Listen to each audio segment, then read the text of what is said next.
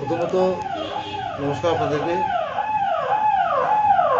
এবং ভারতীয় মজদুর সংঘের তরফ থেকে আপনাদেরকে জানাই অভিনন্দন। আপনারা কিছু সময়ের জন্য আমাদের একটু সময় দিয়েছেন, তার জন্য অনেক কৃতজ্ঞতা। আমার পাশে আছেন ভারতীয় মজদুর সংঘ উত্তর ত্রিপুরা জেলার সভাপতি শ্রী সুব্রত রুদ্রপাল মহাশয়।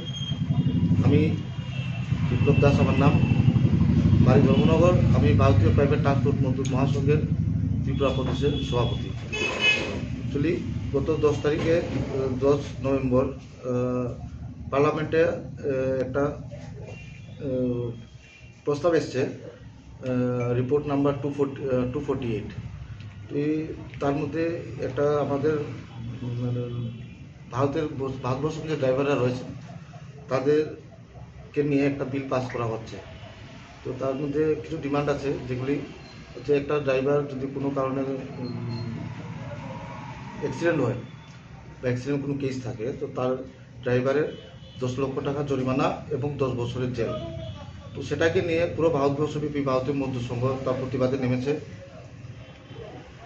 তাই আমরা ত্রিপুরা রাজ্য আমরাও এটার প্রতিবাদে নেমেছি। গতকালকে আমাদের সেন্ট্রালের সঙ্গে স্টেটের ইভেন বিভিন্ন জেলা মহকুমা যেগুলি আছে সব জায়গাতেই মিটিংটা হয়েছে।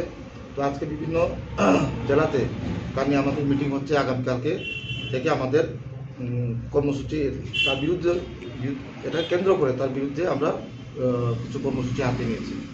তো কর্মসূচিগুলির মধ্যে আগামীকালকে বেলা 11টা আমরা আইএসবিটি থেকে একটা ধর্ণা প্রদর্শন করব। সেটা হবে ডিএম অফিসের নিচে। শুধু ধর্ণা, কোনো রাস্তা ব্লক না, কোনো চাকা জামি এরকম কিছু নেই।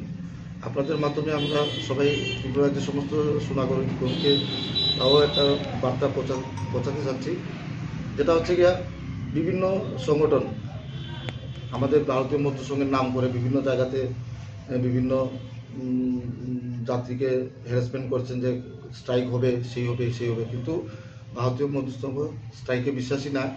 আমরা আন্দোলনের মাধ্যমে আমরা সরকারকে জানান দিতে চাই যাতে অতি সত্বর যাতে এই বিলগুলি আমাদের উপর থেকে প্রত্যাখ্যান করে। আর তাছাড়া আরও কিছু আমাদের এই মাসে আমাদের কিছু রয়েছে, কর্মসূচি রয়েছে। তার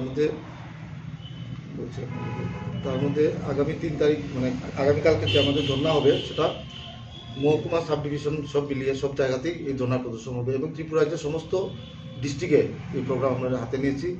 আগামী 4 থেকে 7 জানুয়ারির মধ্যে সংসদে আমরা চিঠি পাঠাবো এই বিলটাকে যাতে প্রত্যাখ্যান করা হয়।